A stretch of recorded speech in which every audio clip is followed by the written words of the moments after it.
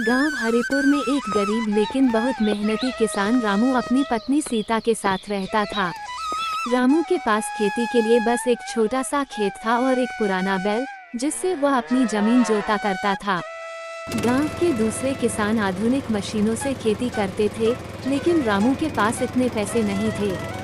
फिर भी वह सुबह उठकर खेत में काम करने चला जाता और सीता घर का काम संभालती।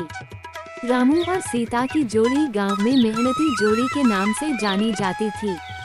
दोनों के पास धन नहीं था, लेकिन दिल से अमीर थे।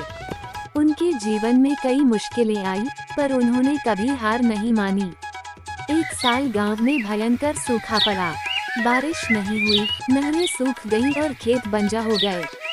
जिन किसानों के पास ट्यूबवेल थे, उन्होंने किसी तरह फसल उगा ली, लेकिन रामू के पास तो वह भी नहीं था। उसकी सारी मेहनत बेकार गई और खेत में कुछ भी पैदा नहीं हुआ। वह और सीता कई दिनों तक सिर्फ रोटी और नमक खाकर गुजारा करने लगे। रामू का चेहरा मायूसी से भर गया, लेकिन सीता ने उसका हौसला कभी टूटने नहीं दिया। एक रात सीता ने कहा, रामू, हम मेहनत करने वाले लोग हैं। जब तक हम में जान है, तब तक हम कोई न कोई रास्ता जरूर निकाल लेंगे। तुम अपनी हिम्मत मत हारना, हम दोनों इस मुश्किल समय का सामना करेंगे।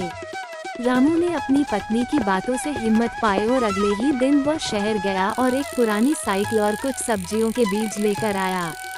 उसने ठान लिया था कि अब वह खेत में सब्जी उगाएगा और शहर में बेचकर कुछ पैसे कमाएगा। रामू ने खेत के एक छोटे टुकड़े में सब्जी की खेती शुरू की। सीता भी हर दिन उसके साथ खेत में जाकर काम करने लगी। दोनों सुबह से शाम तक पसीना बहाते। रामू ने बैल से जमीन जोती, सीता ने बीज बोए और दोनों ने दिन रात मेहनत करके पौधों की देखभाल की। कई हफ्तों बाद उनकी मेहनत रंग लाई। खेत में हरी भरी सब्जियां उगने लगी। ये देखकर गांव वाले भी हैरान रह गए। धीरे धीरे रामू सब्जियां लेकर शहर जाने लगा और साइकिल पर बेचने लगा। पहले पहल कम कमाई हुई, लेकिन रामू ने हार नहीं मानी। उसने ग्राहकों से अच्छा व्यवहार किया, सब्जियों को अच्छे से साफ करके सजाया और धीरे धीरे उसकी सब्जियों की मांग बढ़ने लगी। कुछ ही महीनों में रामू की आमदनी बढ़ गई। फिर उसने खेत में और भी सब्जियां लगाईं और अपने बैल के लिए अच्छा चारा खरीदने लगा। सीता भी बहुत खुश थी। उसने थोड़े थोड़े पैसे बचाकर घर के लिए एक सिलाई मशीन खरीदी और गांव की महिलाओं के कपड़े सिलना शुरू कर दिया। अब दोनों की मेहनत रंग ला रही थी।